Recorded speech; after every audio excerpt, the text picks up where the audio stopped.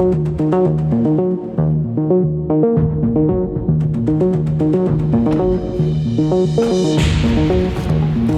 Sarah and Ben. We're on a Scandinavian adventure. Welcome back to Diamonds on Tour. And here we are. This is our parking spot for last night. Car park all to ourselves. Got down to -11 last night, but the heaters kept us beautifully comfortable. No problems whatsoever. Our solar panels are not functioning very well at the moment, probably due to the layer of ice on them. Very different to the Starlink, which is functioning perfectly because that is warm. It's got this self-heating function in it, so it knows when it needs to warm itself up to make sure there's no ice building up on it.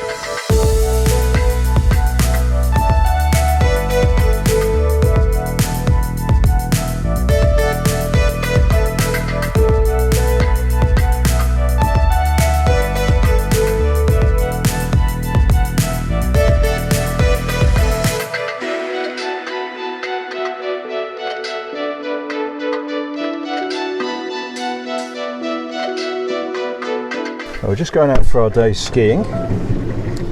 Absolutely stunning day, but our batteries are at 50%.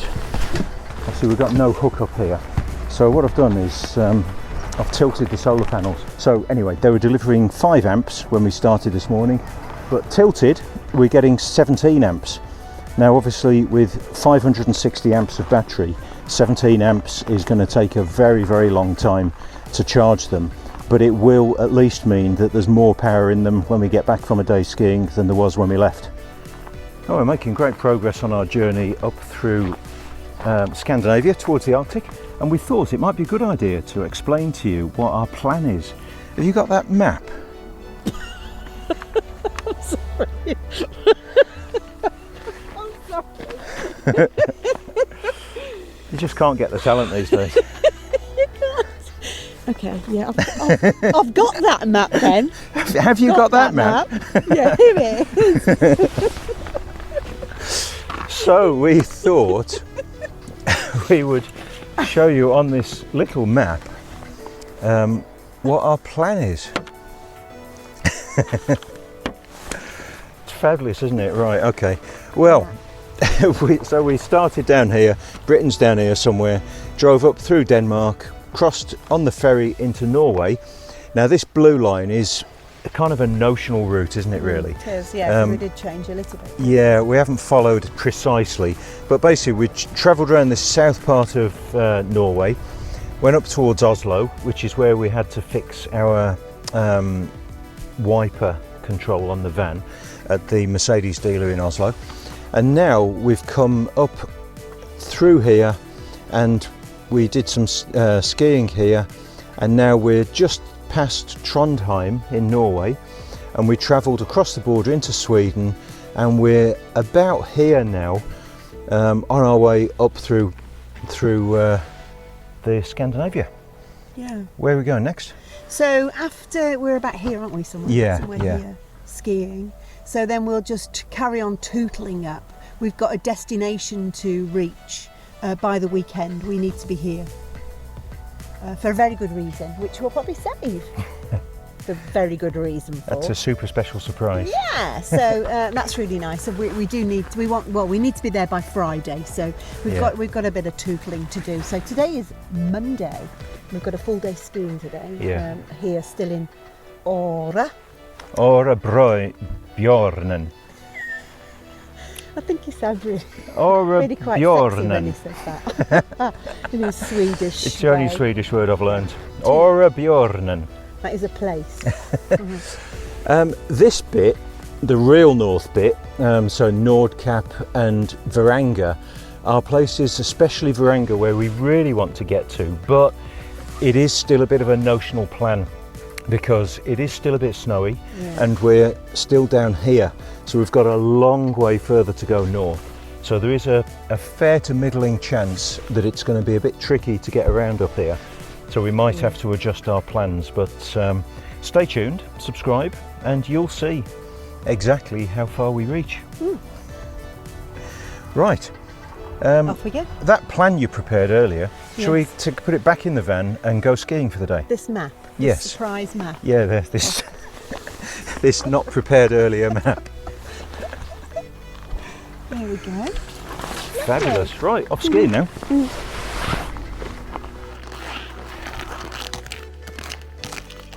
Right, we're off towards the slopes. Just negotiating a very, very icy car park. Leaving the van all safe and secure behind us. It is absolutely magnificent to be able to park there and just walk to the other side of the car park, and we're on the slopes.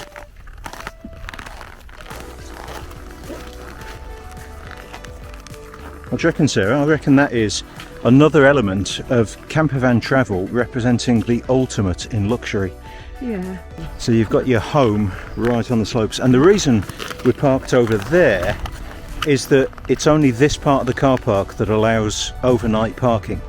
And that did cost us, didn't it, Ben? Yeah, so it's cost 200 Swedish krona for the 2 nights, because you only pay between 4 in the evening and 9 the following morning. This is the top of the chairlift at the Bjornen resort. And isn't it beautiful? Yes, that's What do you think, Sarah? I think it's fabulous. Snow conditions are excellent, slopes are wide, not too many people despite it being Sunday. This might look a lot of people, but it's not, because there's about 4 runs up of here or something like that. So, it's beautiful. Let's get going. Really stunning. Just look at this. That's a lake. Isn't that amazing? Frozen lake down there. The mountains in the distance. And a stunning ski run in front of us.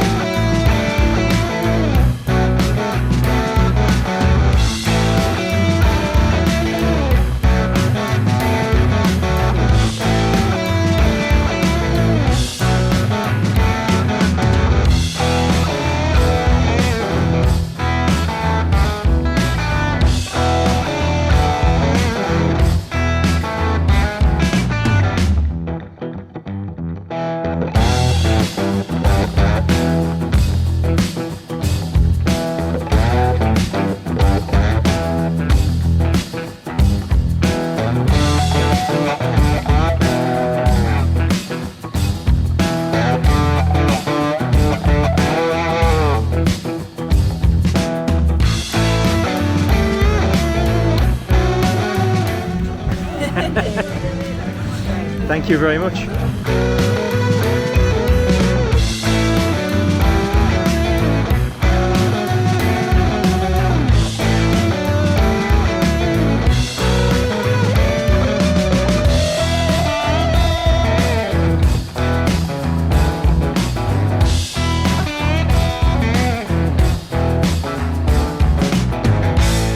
How cool is this then? We're on the ski slope, and just over there's our house waiting for us when we finish skiing. How amazing to have your house right on the edge of the ski slope. It's the 17th of March, which is a Sunday. We've got perfect snow conditions and we have got the slope to ourselves. This really is something else. Those slopes over there are the ones we came down earlier today. And now we've moved across the valley to the other side. And there you go. 2 skiers passing us. But that's all. I just stopped here for some lunch. See what this is like then. It's pretty good from outside.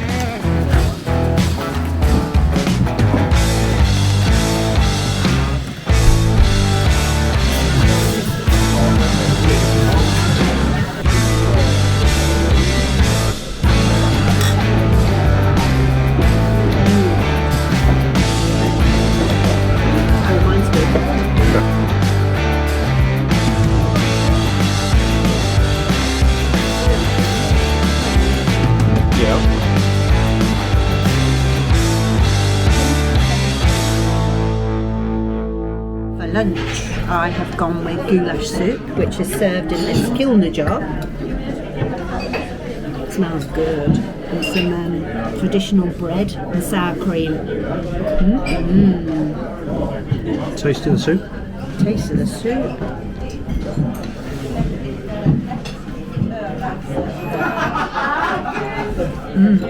Very nice. And what is it you've got, Ben?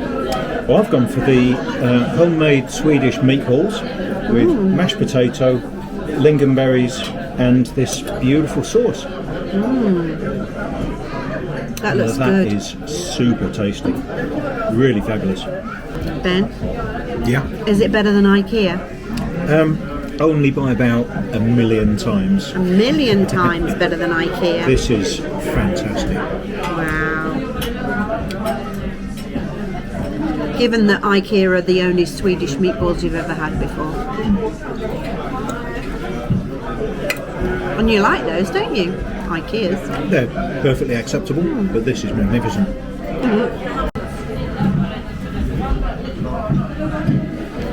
Well, I think the evidence before us suggests that that was rather good. Very good indeed. Thank you. We very much enjoyed that lunch. Fabulous. Nice beer. Cheers. Cheers.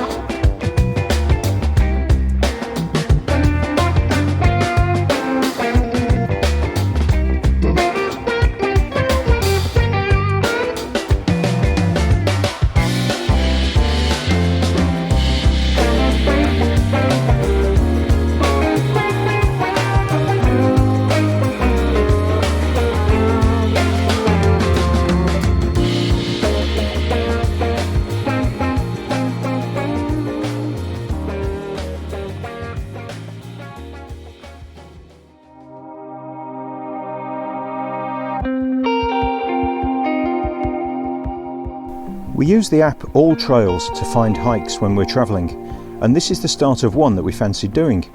As you can see though, the snow was very deep, and in the first few yards off the road I'd sunk up to my knees in the snow. We decided to give this one a miss and maybe look for some snowshoes.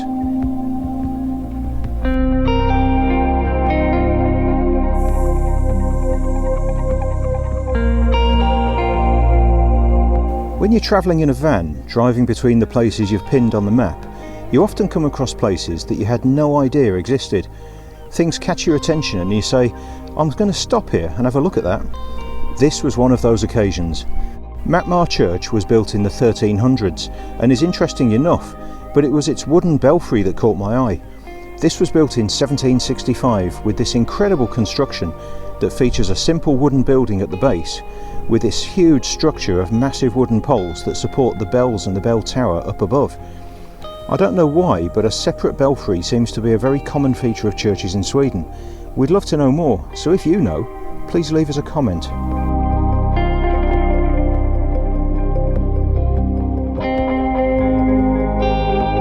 This morning we are continuing to drive north. We finished our skiing yesterday afternoon and spent a night about an hour and a half away, I think, from the ski centre. Comfortable night in a car park, really, and but it was very pleasant and we weren't bothered by anything. It was on the main E45, but despite that, yeah, slept really well. Pleasant time. So driving now along these lovely roads up further north. We have chosen a campsite for tonight, so fingers crossed that it's open. Everything okay in your department, Ben? Yeah, it's fabulous, thanks. I'm really enjoying this drive up the E45. This is the road that runs north-south, straight up the middle of Sweden. And we were advised that this was a good road to take, as opposed to the other one which runs up the coast. And this road is kept open apparently for the logging industry. You can see at the side of the road, huge part of the industry of this area, clearly. You must run all year round, and so this road is kept clear for the lorries that carry the logs to wherever it is they go. So we're just heading due north. Really lovely road. The scenery is fantastic. This road basically goes through mile after mile of forest, and then it's sort of dotted with beautiful little settlements which seem to be largely based on farming industry. Yeah, they're just really beautiful houses, look lovely, and of course the snow and the sunshine makes everything look even more beautiful. Another superlative. I said I wasn't going to use them. Just look at the pictures and make your own mind up. Yeah, that was peppered with superlatives, darling. It was peppered. A plethora of a multitude of superlatives. Now, these cabinets for air and water are really, really useful at these petrol stations. They're heated so that water's always available. So we've been topping up our water tank from here. But this one has one of these taps, which is one of those that you have to hold in, and also it doesn't have a proper hose fitting. You see that? So you can't just screw a hose on. So I've got this sort of domestic tap fitting which I brought with me. Never used it before, but actually it enabled me to connect the hose onto there just by pushing it on and tightening up that Jubilee clip. So really worthwhile. Get yourself one of those. Even if you never use it, a few quid might get you out of some bother.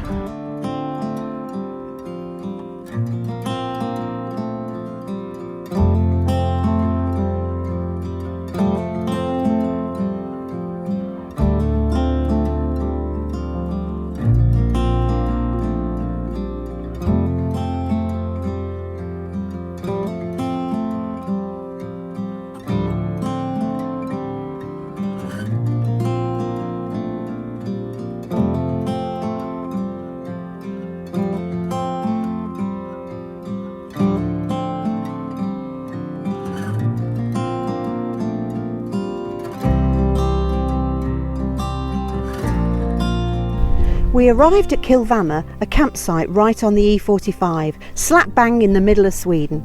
We found it on Park for Night, just like all our other park-ups. It's on the shore of Lake Kilvamma, which is more of a huge flat playground than a lake right now. When we arrived, the owners, Mikael and Far, told us that they were going out fishing soon and we could join them if we liked. We're never going to turn an offer like that down, so off we went.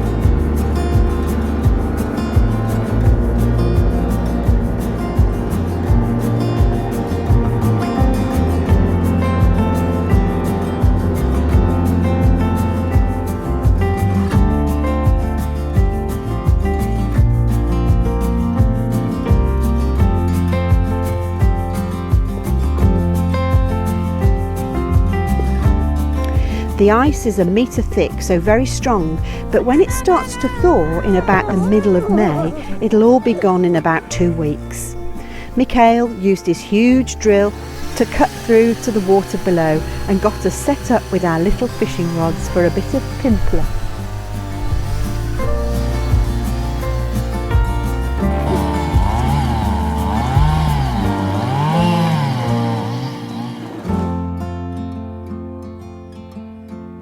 So this has got to be the maddest thing I've ever experienced in my life.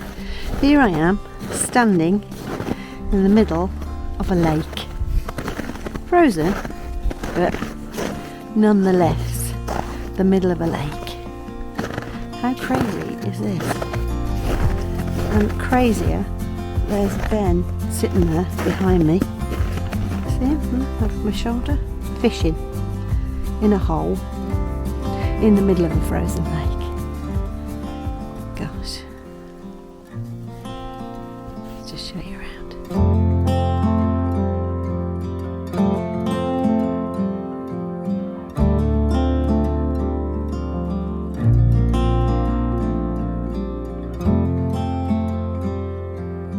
Ben fishing. So far there's no fish here. There's no fish in this hole. Impatient. Got to be patient.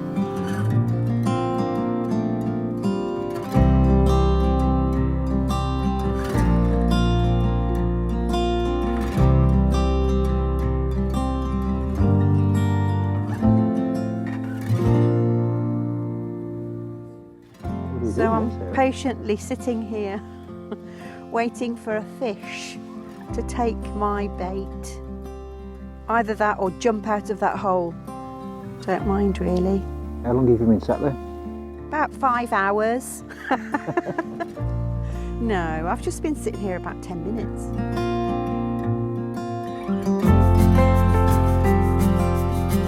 Well, I've never ever walked on ice before, and I think I've just walked about 1/4 of a mile on it. It's quite an experience. I don't think I've ever seen anything so flat in all my life. It's mind-blowing. I've also had to go on this sled. I wasn't too good at that either. The kicker. Kicker, yeah. Well, I'm trying to catch a fish. And are you having any luck? No luck at all so far, but it's really interesting to see how this is done. There are fish in here. There are apparently some big pike in here, which are so big that you couldn't even get it out of that hole if you caught one. And the maggots that we're using as bait on here are too small for a pike, but what can happen is you can catch a little fish and then the pike will come and eat that fish, and you end up with the pike then on your line. And then if that happens, they have to come and drill more holes all the way around to cut out a really big chunk of ice so they can get it out. Can't be much fun for the pike, I wouldn't have thought. And probably even less fun for the little fish that you caught first that ended up being eaten. But what an amazing place this is. I mean, just stunning. Yeah, we've just pulled up at this campsite and absolutely fantastic. The opportunity to have a go at this is really, really tremendous. You caught anything yet? No. I don't think I could be a fisherman. I don't think I've got the patience, really. If I was catching a fish every 30 minutes, I'd be all right, but I think, or maybe if I just caught one and then I'd think, well, it was worth it. You caught one? I caught a fish. Yeah, that's quite a decent sized one. A reasonable sized little perch there. You are a fisherman. Well done. Very good. That's it for this week. Next time we'll be travelling further north through Sweden. So thanks very much for being here with us. We really do appreciate your time. If you enjoyed this video, please give us a thumbs up and if you can, subscribe. It's free of charge and really helps us to share our travels with more people. If you click the little bell, then you'll be getting notified when our next exciting episode is live. See you next week.